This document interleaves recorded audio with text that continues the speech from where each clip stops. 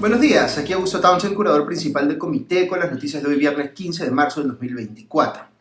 Empiezo con la noticia positiva. El gobierno de Estados Unidos le ha devuelto al Perú un documento histórico que fue recuperado por el FBI y que originalmente fue robado en el siglo XVI y después adquirido por un museo en Filadelfia, que decidió devolverlo a nuestro país a través del FBI.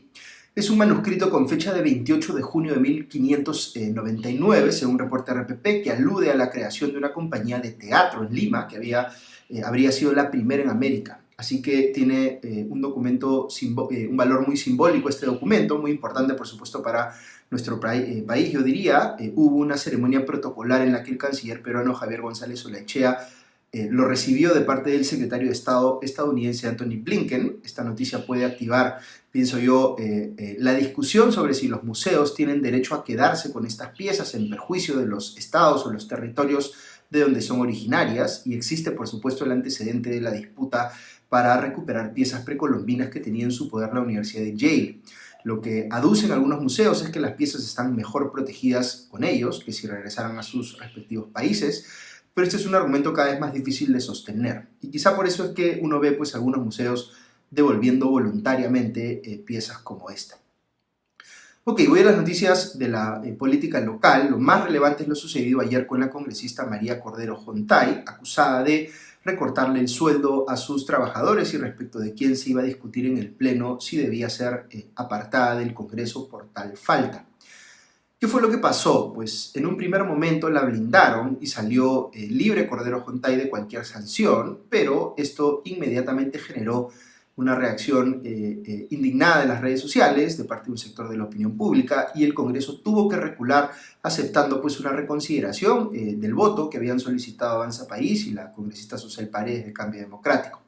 Y en una segunda votación sí aprobaron sancionarla, pero no con una inhabilitación, sino solo con una suspensión. María Cordero Jontay, solo para recordar, es una congresista por la región Tumbes que entró al Parlamento esta vez porque estuvo ahí antes entre el 2011 y el 2016 con apenas 2.194 votos en esta oportunidad. Puede parecer increíble, pero en el Perú 2.194 votos puede ser suficiente en algunas regiones de baja población para poder entrar al Congreso. Originalmente Cordero Jontay perteneció a la bancada de Fuerza Popular, pero fue apartada de esta cuando estalló el escándalo del recorte de sueldos a sus trabajadores. Sin embargo, es conocido que ha tenido un vínculo especial con el expresidente Alberto Fujimori, a quien visitaba con frecuencia en el penal de Barbadillo. De los múltiples casos de congresistas, entre comillas, mochasueldos que hemos conocido en los últimos meses, el de María Cordero Jontay es uno de los más contundentes, porque se ha revelado que, en algunos casos le quitaba hasta el 75% de su sueldo a alguno de sus asesores. Recordemos que hubo audios también que evidenciaron de manera indubitable, diría yo, que el recorte de sueldos a sus trabajadores parlamentarios, sí estaba ocurriendo. Y sabemos también que el Poder Judicial ya ha sentenciado en casos anteriores que esto es un delito, como el del excongresista Michael Urtecho.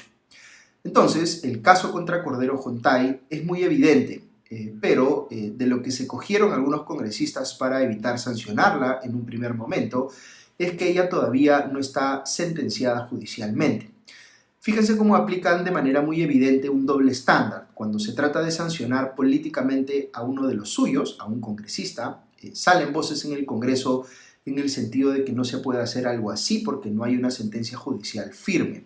Pero cuando se trata de sancionar políticamente a algún integrante de un organismo constitucionalmente autónomo que debe más bien controlar el poder del Congreso, ahí ese nivel de exigencia desaparece por completo, y cualquier cosa que el Congreso califique arbitrariamente como, entre comillas, falta grave, es suficiente para inhabilitar a alguien, como acaba de pasar con los miembros de la Junta Nacional de Justicia, Inés Tello y Aldo Vázquez.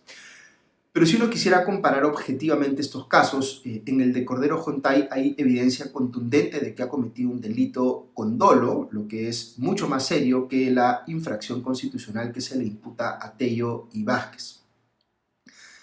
¿Por qué el doble estándar? Pues ya les expliqué ayer, son tanto los casos de congresistas, entre comillas, mochasueldos, que si se bajan a uno por esta imputación van a tener que hacerlo con quién sabe cuántos más.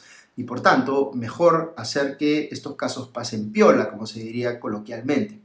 Además, no sería de extrañar que algunos congresistas o bancadas lo estén viendo utilitariamente. Si le perdonan la vida aquí a Cordero Jontay, después ella les va a deber un favor y ese favor se lo van a poder cobrar, pidiéndole que vote de tal o cual manera en algún asunto que sea relevante para ellos. Ustedes saben que yo evito en la medida de lo posible adjetivar en este tipo de casos, pero la verdad es que las defensas que hemos escuchado ayer para blindar a Cordero Jontay han sido de un nivel escandaloso. Hemos escuchado a congresistas, por ejemplo, Edwin Martínez de la bancada de Acción Popular, literalmente utilizando la defensa de, entre comillas, Otorongo no come Otorongo. Es decir, que si todos lo estamos haciendo y no nos hemos sancionado entre nosotros, pues entonces tampoco debemos hacerlo ahora. Como si el robarle el sueldo a los trabajadores parlamentarios se hubiese convertido en una suerte de derecho consuetudinario, como dirían los abogados, es decir, una costumbre que por estar tan difundida ha pasado a ser de alguna manera algo legal. Y ciertamente no lo es. Estamos hablando acá de una conducta que puede ser tipificada como el delito de concusión, es decir, cuando un funcionario público exige para sí un cobro que no le corresponde. O incluso podría también alguien sustentar que podría ser delito de extorsión. Pero claro, los congresistas no se ven así, sino más bien se ven como víctimas. La propia Cordero Jontay se jactó de estar presente ayer en la sesión del Pleno, entre comillas, a pesar de estar con descanso médico, que parecía más bien una maniobra dilatoria en su momento para no tener que enfrentar al Pleno.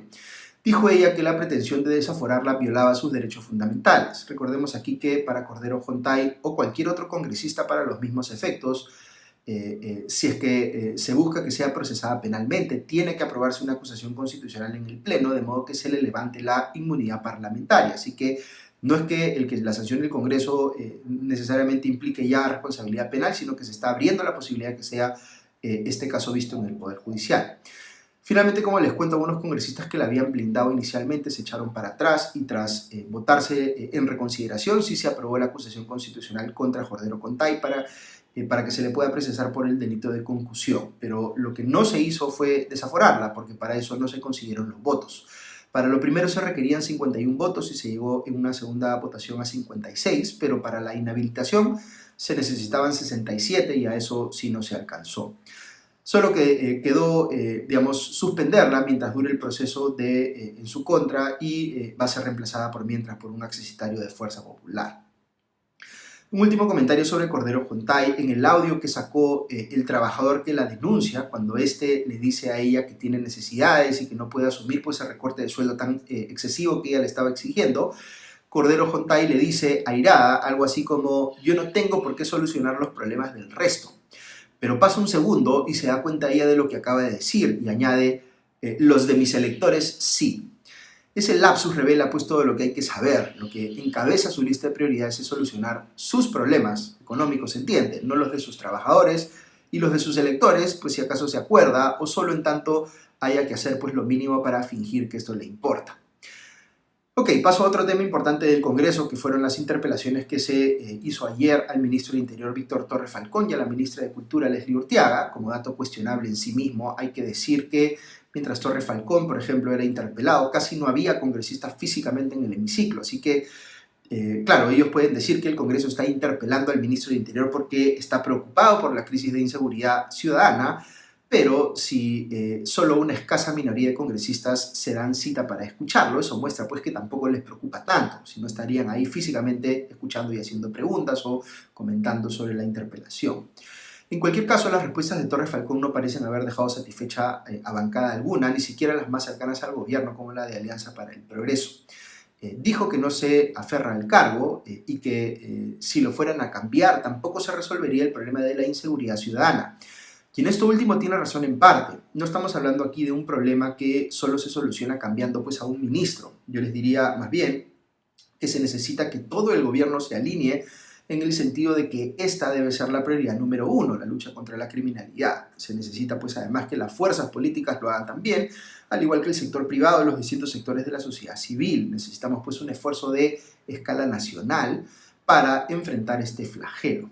Pero siendo eso así, si el titular de la cartera de Interior, en lugar de tener las capacidades y el liderazgo para propiciar ese alineamiento, es más bien una persona que lo obstruye o que está preocupado en cualquier otra cosa menos eso, pues ese alineamiento nunca se va a dar. Y Torre Falcón no tiene, desde mi óptica personal, ni las capacidades técnicas ni el liderazgo político para ser quien empuje esa cruzada.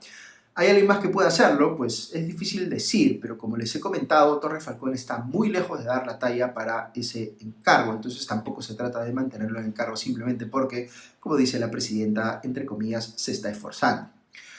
Ok, también escuchamos ayer a la ministra de Cultura, Leslie Urteaga, siendo interpelada y ella se defendió por los cuestionamientos recibidos a la decisión de adjudicar la venta digital de entradas a Machu Picchu a una empresa privada, Joinas en este caso.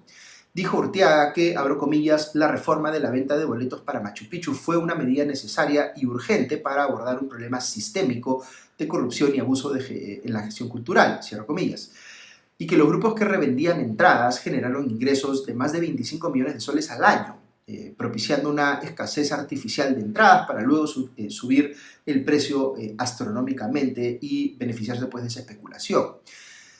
Afirmar tal cosa le ha valido a la ministra cuestionamientos muy fuertes en el propio Cusco, donde hay gente incluso movilizada en su contra, pero es valiente lo que ha hecho en el Congreso, pienso yo, durante su interpelación, sabiendo que hay congresistas que prefieren apoyar el lobby de esos intereses creados, que han hecho pues un negociado alrededor de la venta física de entradas, y que es perjudicial, yo diría, para los intereses del turista y del propio desarrollo turístico del Cusco.